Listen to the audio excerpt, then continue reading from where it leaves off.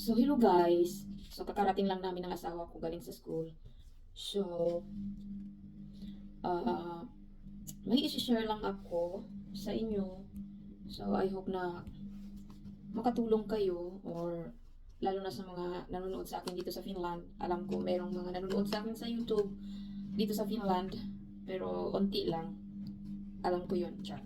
May isi-share lang ako sa inyo about sa aking pag-study sa language nila dito sa Finland. So, ngayon, habang nag-aaral ako sa language nila, so, may mga pumupunta sa amin na nagvi-visit, no? Na mga nagtatrabaho sa hospital o kaya sa nursing home. So, ini-explain nila sa amin kung gusto ba namin pagkatapos nitong pag-aaral namin ng language course, gusto ba namin mag-continue, mag-aral ng another course na tinatawag nila na Lahi Hoitaya or Huiva Avostaya. So, hindi too clear sa akin kung ang Lahi Hoitaya is yung mga nagtatrabaho talaga sa hospital. Pero yung Huiva Avostaya, it's like a care assistant or nursing home. No, so na gusto ko lang manghingi ng advice kasi sa sitwasyon ko kasi ngayon, parang undecided kasi kung mag-aaral ako ng Huiva Avostaya, ang problema ko kung marunong na ba talaga ako after this 1 year sa Finnish language nila. Dahil may exam, may test. Kung papasa ka, makapag-aral ka ng Huiva Avostaya. Yun lang din ang in my based lang din sa nalalaman ko kasi may pumupunta kasi sa amin, visit sa amin, minsan Ukrainian, minsan Thai, so ina-explain nila, ganun. So, sabi sa akin nung Thai, na nung nag-aral daw siya ng Huiva Avostaya, may exam, may test, so bumagsak daw siya. So, bumalik siya sa pag-aaral ng Finnish language. Ganun. So, yun din ang problema ko. Kung after this 1 year, marunong na ba talaga ako? That's the question. Marunong na ba talaga akong magsalita ng Finnish language or makaintindi man lang, di ba? Kasi, syempre, magtitake ka ng exam. Paano ka makapasa kung hindi mo maintindihan yung question, di ba? So, yun din ang pinoproblema ko mga may guys. Kung i-continue ko ang pag-aaral ng another course na Huiva Avostaya. But it's good thing kasi mas maganda kung may bagong experience ka sa buhay mo, no?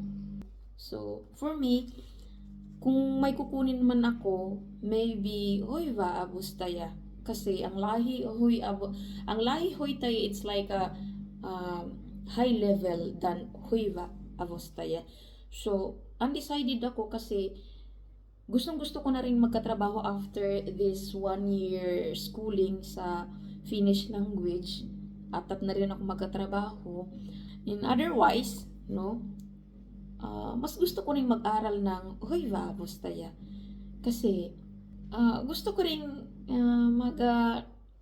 magtrabaho sa isang bilang isang nursing home. Sa ngayon, undecided kasi gusto ko kung may opportunity sa trabaho, magtatrabaho ako. Pero kung wala, ipagpatuloy ko ang pag-aaral ko sa another course. Maganda din itong mga may guys, no, na maka-experience ka ng ibang trabaho, no? Yung medyo high level naman na trabaho, hindi lang kaysa cleaner o kaya sa magtatrabaho sa store, mga ganyan. Kasi yun lang naman ang alam ko yung magtatrabaho sa store o kaya cleaner o kaya pabrika. Ang tawag niyan, yung mga ganun. So, yun lang naman ang alam ko na trabaho. So, gusto ko rin maka-experience, no? So, actually, yung Hoy Vaabustaya na pag-aaral is like a 1.5 year. I don't know, but sabi ng teacher ko is 1.5 year. And then Lahi Huitaya, it's like 3 years, something like that. So, I hope manghingi lang ako ng advice ba. Advice lang kasi undecided talaga ako kung talagang magtatrabaho na ako or ano bang best talaga na gawin, mag-aaral ba ng Hoy Vaabustaya or Finnish language is enough na, ganun. Syempre undecided kasi hindi ko naman alam kung anong pwedeng mangyari sa akin dito sa Finland, kung makapagtrabaho ba ako agad o hindi. So, I don't know. So, I hope na advice lang. So, please respect my opinion. So, kunting advice lang kung mag-aaral ba ako ng Hoy, Vaabustaya na course or tama na ba itong Finnish language para makapagtrabaho ng I don't know kung anong klaseng trabaho kasi hindi ko naman alam pa, no? Pero it's better ba na mag-aaral tayo na Hoy, Vaabustaya, no? Just comment down below, Chares. Ganon, kasi naguguluhan kasi ako mga may guys. As of now, naguguluhan talaga ako. Kasi gustong-gusto ko na magtrabaho kasi after this 1 year Finnish language. Gustong-gusto ko na makapagtrabaho. Pero, ang tanong, makapagtrabaho ba ako agad? 'Di ba? Matatanggap ba ako agad? So, ang plano ko, pag hindi talaga ako matanggap sa trabaho, ipapatuloy ko itong pag-aaral ng Hoy Vaabustaya. Maybe, ganun na lang. Or, I don't know. Undecided mga may guys. So, I hope na ma-advise nyo ako, Chares. So, yun lang mga may guys. So, magluluto na tayo ng tanghalian mga may guys dahil gibatiin na gutom si Inday Nini nyo. No? Alas 12 natapos yung klase namin kasi every Friday hanggang alas 12 lang kami. So, magluluto muna ako ng tanghalian mga may guys dahil hindi ko alam kung yung asawa ko ay nagugutom na din. So, naglalaro pa siya doon ng kanyang favorite games. So, hi guys. So, magluluto ako ng aming tanghalian ng aking mister. At magluluto ako ng green pie chicken curry. Yeah. Kasi favorite niya mga may guys. Nung natikman namin nung gumala kami. At nakakita kami ng Thai food. So, sinubukan namin itong green Thai chicken curry. And napakasarap niya mga may guys. At ang sabi niya, gayahin ko daw. So, ako naman na mahilig mag-imbento, ayun, gagawa tayo ng sariling chicken Thai green curry. So, wala akong curry paste. So, gawa na ako ng sarili kong curry sauce. So, dapat sa curry sauce, may lalagay kang Thai curry paste.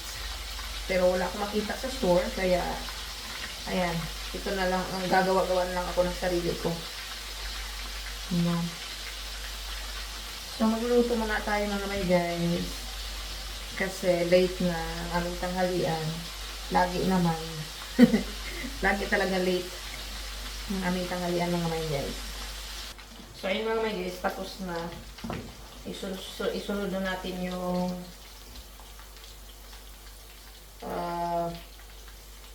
Thai sauce. So, tapos na tayo magluto. Crunchy. So, crunchy chicken. Init. Crunchy chicken. Very crunchy mga guys. Yan. Tapos ang gagawin ko, sunod kong gagawin is Thai sauce. Green curry sauce pala. Yan. Yan, tapos na. And isusunod natin yung curry sauce. Gagawa tayo ng curry sauce. Yeah.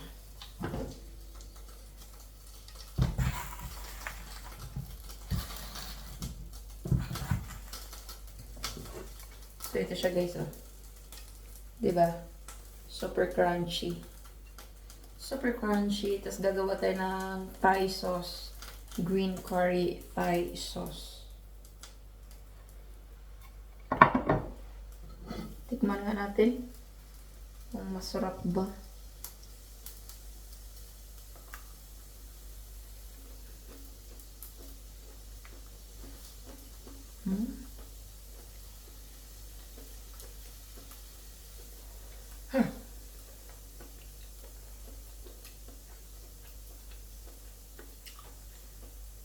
Yes, maharap. So, ayun na kami guys. Ito na yung sauce niya. Lagyan na natin ito ng sauce. So, ayan, may sele. May sili na pula. Yan yung sauce niya. Yan. Lagyan natin ng sauce. Yan, ganyan siya. Katindi. May sili.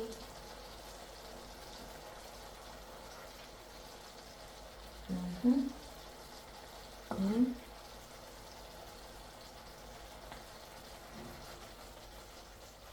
Yan siya.